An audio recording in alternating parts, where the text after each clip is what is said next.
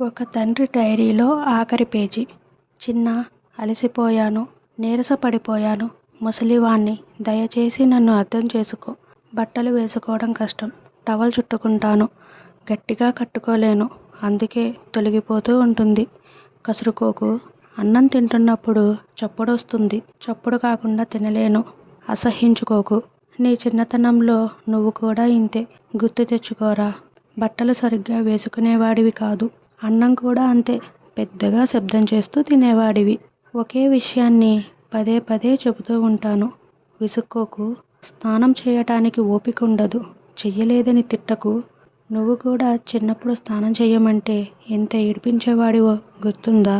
తినాలని లేనప్పుడు తినలేను. విసుక్కోకు. కేళ్ళ నొప్పులు. నడవలేను. కర్ర నాతోనే ఉండాలి. లేనప్పుడు నీ చెయ్యి అందించి నడిపించు. నీకు నడక వచ్చే వరకు నేను అలాగే నిన్ను వేలు పట్టుకుని నడిపించాను. అందుకేనేమో ముసలివాళ్ళు పసివాళ్ళతో సమానం అంటారనుకుంటా. ఏదో ఒకరోజు నాకు బతకాలని లేదు, చనిపోవాలని ఉంది అంటాను. అప్పుడు కోపం తెచ్చుకోకు. అర్థం చేసుకో. ఈ వయసులో బతకాలని ఉండదు, కానీ బతకక తప్పదు. ముసలి కంపు కొడుతున్నానని అసహ్యంగా చూడకు. దగ్గరకు తీసుకుని కూర్చో. నీ చిన్నప్పుడు నువ్వు ఎలా ఉన్నా నేను అలాగే దగ్గరికి తీసుకునేవాడిని. నువ్వు అలా తీసుకుంటే ధైర్యంగా, ఆనందంగా, హాయిగా నవ్వుతూ చనిపోతానురా.